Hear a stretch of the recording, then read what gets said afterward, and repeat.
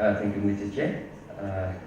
Distinguished audiences, it is my great pleasure to be here today in a very beautiful world and a very beautiful beach. Here, in fact, I have enjoyed a lot, and I have enjoyed a lot from all of the speakers from yesterday to today, and I hope that the sessions for tomorrow also inspire me. I'm so sorry that I'm not a lawyer, but I could talk something on the legal background, also from the political and international relations approach. I think that my personal viewpoint will, have some idea. I hope so. It's just idea. Because I have conducted research on India's look at policy for more than 10 years now, especially on the maritime domain between India and Asia Pacific. And now the security, maritime security in Indo-Pacific. So with the circular discuss this time, so it's inspired me a lot, and I try to chart something about the Indian maritime security ambition, especially in the Asia Pacific, particularly in the South China Sea, Indian interest in the South China Sea. And then about the first, the BJ ruling is very important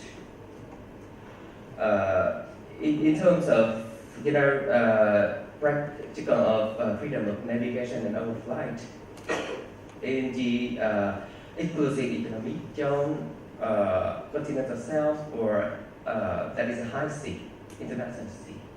And it's outline of my presentation. Is first I have some summarize on India's maritime security from 2004 to 2015, and then I will examine some issues related to the India's interests in the South China Sea, and about the significance of the BC rulings on the Philippines-China case. Also very important. I also suggest here, and after that I have some option. I think that I'm a Vietnamese and a perspective from Vietnamese people who conduct research on India for more than 10 years, and also some useful for the today. And about the India's maritime security, you can see that 2004 with the maritime doctrine in charted a very important landmark from my personal viewpoint with Indian maritime ambition. From that, that you want to have a very comprehensive understanding among about the maritime concept among the many circles in India, especially who is in charge of the maritime domain. So it's very significant for India at the time. And then after that, 2007, you have the maritime military strategy that also realized the doctrine in 2004. And with the name freedom to use the seas in the maritime strategy, a military strategy, and you also have the ambition to provide a comprehensive understanding of strategic thought process. And a very important move is 2009 to have another doctrine. That's also very important. And very recently you have the 2015 maritime security strategy. That I think that is also good for India because you are now preparing for something in the future of India, not about the present, but also the future in India. And important is that to maritime security strategy, you have some change in quality. That is from 2007. You mentioned about the freedom to use the sea. That is rational for the Navy to plan the acquisitions and deployment of naval assets in the maritime environment only. But when we come to 2015 with another maritime security, so now you say that is in order to provide freedom to use the sea in 2007 military strategy. Now you have a strategy of inner resurgence in the 21st century, underline the necessity to ensure that the seas remain secure.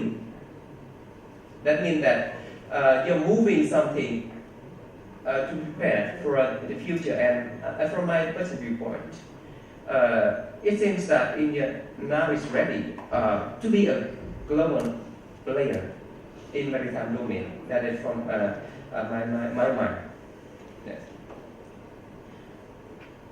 And here's also the scope. Scope also reflects a lot in Indian ambition in terms of maritime domain. We took an unfold trend, so we focus mostly on primary area in Indian Ocean only. But from 2007, you move it, expand it to many other regions, including the South China Sea and West Pacific. And recently, we took a 2015 doctrine and maritime strategy. Now you have primary and secondary areas. Secondary areas, I think that includes a lot of areas surrounding in the ocean, but also expand to South and East China Sea and Western Pacific Ocean. That also reflects very clearly the Indians' maritime ambition. And now we move to the South China Sea, a very important area of Indian strategy. It is looked at its policy. Why the South China Sea is important? You can see from here that the string of birds built by China. And I think that all of you here understand very clearly what the string of bird means. And also, you know that trade is also important to India's economic growth. As I learned that recently trade accounts for around 40% of India's economic growth. And the economies in the Asia Pacific contribute more than 30% of Indian total trade. So in the east of India, it's very important for Indian economy. And you know that more than 90% of Indian trade is seaborne trade, and more than half of that is eastward. So it's also mostly through Strait of Malacca, to the South China Sea and to some other area else. So it's very important for India. And also, you know that oil and gas exploration is very important to India's economy. And you have a lot of blocks in the South China Sea, in the exclusive economic zones offered by Vietnam. In Vietnam's exclusive economic zone. And you need the security for your project in the South China Sea also. And you know that in the diaspora also counts, I think that millions in Southeast Asian country. So you have a protect in some means with the community and Indian community there in Southeast Asia. So it means that the South China Sea is very important to India. But about the challenge is that you know that the dispute in the South China Sea with the 9,000 line charted by China also give a threat of freedom of navigation and overflight in the South China Sea. And there are also, you know, threat of terrorism, especially in the inverse of the IS, with the, you know, that a lot of train in the Middle East, now turning to Indonesia, the Philippines, and Malaysia. And also now we learned very clearly about the situation in the Mindanao, in the Philippines. And piracy and armed robbery, also very critical aspects in the South China Sea domain, which you have a lot of ships passing through South China Sea daily. So job presence there in the South China Sea is very important to the security and stability in the region. And you also face with a lot of other traditional security issues, human trafficking and something else. So that is also a challenge there in the South China Sea. And now about coming to the ruling on the Philippine and China case, and what does this mean for us, for international international community in general and to India in particular. You know that the China claims in the South China Sea Basin history rights in the scope of the United Line, and it stated that the rights are protected under the international law, including the UNCLOS. And in the request of the Philippines sent to the arbitral tribunal, it was that at least they consider the legitimacy of the China rights in regard to maritime area, the rights of the Philippines in terms of exclusive economic zone, continental shelf. And the Philippines also requests the tribunal to declare that the China's maritime claim in the South China Sea Basin on its so-called right of life are contradictory to UNCLOS, and so it is invalid, and something else. And here's about the ruling of the BCA.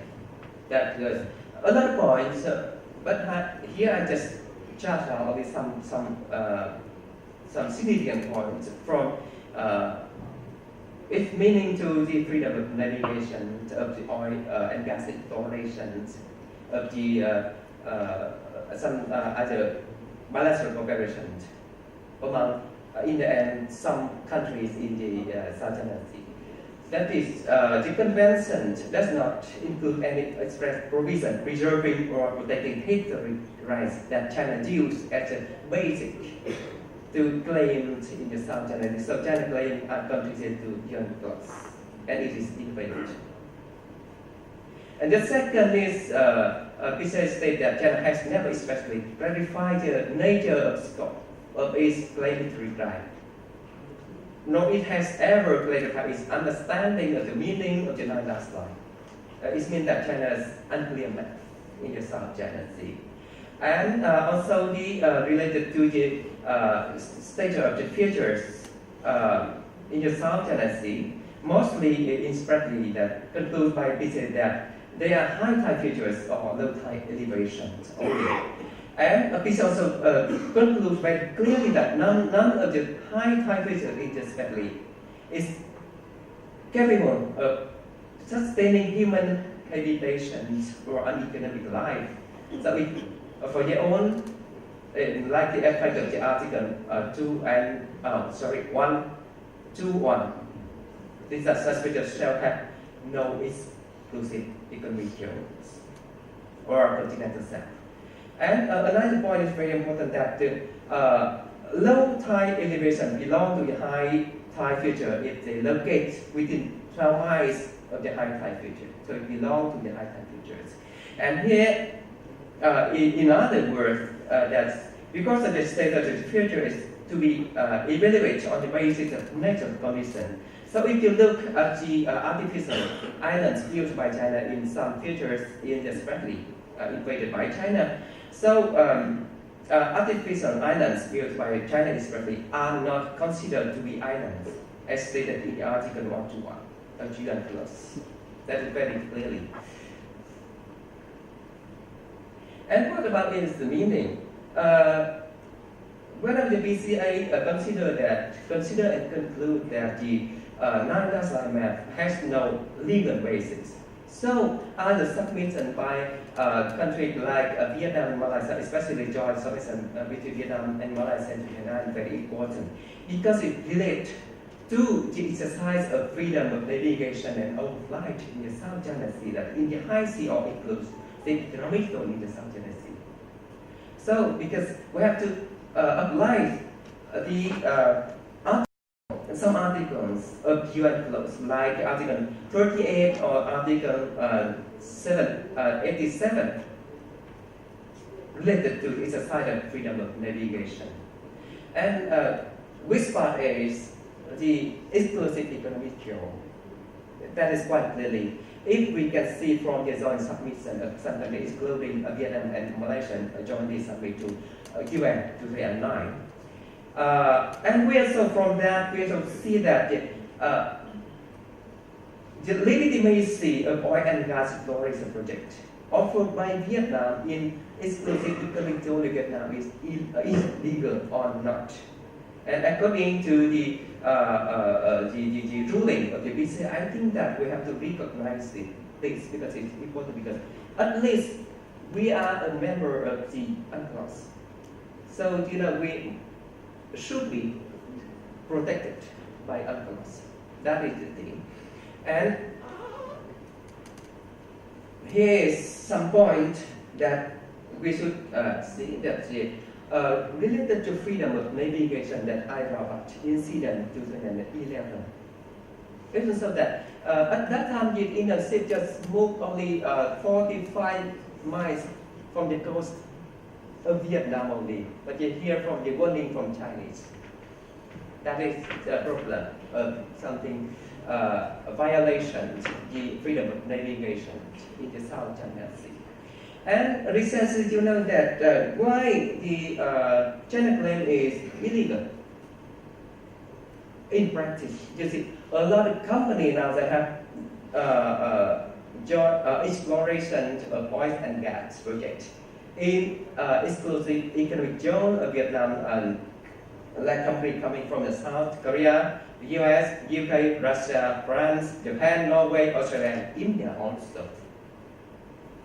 So that is, they don't recognize that line claimed by China, because they understand very clearly that that is inclusive economic zone of Vietnam, and those countries now are available there, and they are now conducting the exploration there in the exclusive economic zone of Vietnam. And what's the problem after the PCA? That the problem is that China rejected the ruling. That's the problem. That China does not recognize the ruling. That's the problem. Problem because if someone does not follow the rule, so it can break the rule. So that is the problem. So what we can do, especially what India can do, and from my personal viewpoint, of some years conducting research on India, and I have some thing. I think that also, from my personal viewpoint, that's also good to consider. The first is it should conduct friendship to ports in Asia Pacific as a way of freedom of navigation. That is must be, because you are practicing the freedom of navigation. The second is, as I mentioned before, that there are a lot of challenges like terrorism, piracy, and also you have to protect the oil and gas exploration project in the exclusive economic zone of Vietnam. So warship patrol in the high sea, in international sea, in the South China Sea, you can conduct that. That is the second point. The third point is you should continue conduct bilateral joint exercise for mutual interests, like you have done with Vietnam, with Japan, with US also. And you know that in the framework of the East Asia Summit, India is a member with ASEAN countries, with China, Japan, South Korea, New Zealand, Australia, the US, and Russia. In that framework, you also have some mechanisms, some agenda, like they have statement on the rapid disaster response, very essentially. And in that framework, a lot of ideas can be realized by India in terms of sea domain. And you also see that recently we heard about the joint exercise between India with the US, India, US, Japan, and you also have some other dialogue with question between India, US, Australia, and Japan, and you also have trilateral between India, Japan, and Australia. So you should continue with that because that's very important for the security at sea. And another idea from my personal point, I also follow the Milan from India. I think from 1995 now they have a lot of a lot of more countries join, especially a lot of countries from Asia Pacific joined Milan. And like Malabar because we just forgot about it from the beginning in inland of India, and then you move to the sea from the west Indian Ocean now decided to move to the east, and decided to move to the Asia Pacific also. And why Milan also? So that Milan is something not related too much on military, although it's military, but it's something very fresh. It's cheap. So Milan is not in Indian Ocean, and now it could move to Asia Pacific. That is my last idea. And everything I speak today is that with the engagement of a lot of countries into the region, in the ocean, in the Pacific, especially in the South China Sea, is not to contain any specific country. The thing is that we have comprehensive and joint efforts to have to protect good order at sea. That is my idea. Thank you so much for the kind attention.